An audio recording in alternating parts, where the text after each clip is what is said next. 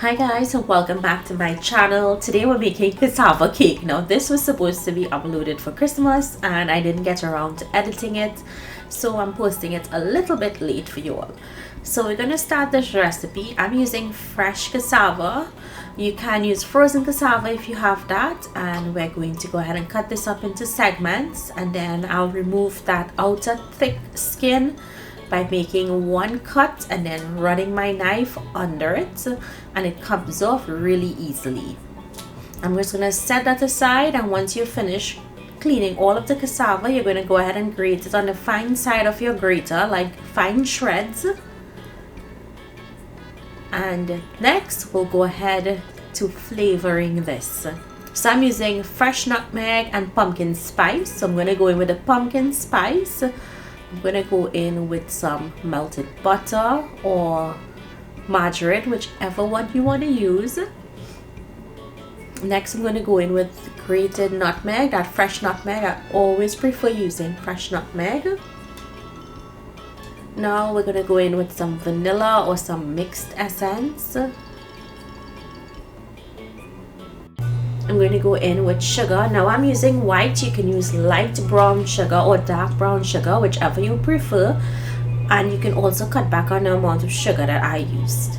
In goes carnation evaporated milk, and we're going to mix this to bring it together. That's it. No more ingredients are needed. Now if you wanted to use a combination of condensed milk and sugar, of course you can do that if you wanted to. So once this is mixed in properly, just set it aside. Let's make a caramel base. So to my saucepan, I'm adding in sugar. I'm using light brown sugar here, and I'm going to let it cook with a little bit of water until it starts to caramelize and it gets really bubbly. You want to make sure you melt or mix it so that sugar crystals that they dissolve, and then it will start to crystallize or caramelize, sorry, as you're seeing here. And then we'll pour this out into a greased baking dish, the dish that you want to bake your cake in. Now once you empty that in there, you want to take the spatula and spread this out evenly. If you wanted to omit this step, you can. This is just the way that this cassava cake is made. Now I skipped the step where I put in the mixed cassava, but that's really easy to do. You just top that into your baking tray, and then you bake this at 350 degrees Fahrenheit for 45 minutes until it firms up. Once it's cooled, you can go ahead and cut it.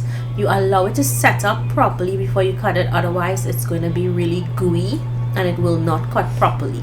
It was still slightly warm here when I took it out, and look how perfect this looks. A really delicious, yummy cassava cake. So I hope you guys enjoyed today's recipe. This is different from cassava pone. I do have variations for cassava pone on my channel, so you can check that out. Thank you guys so much for joining me. I'll see you in my next video. Bye everyone.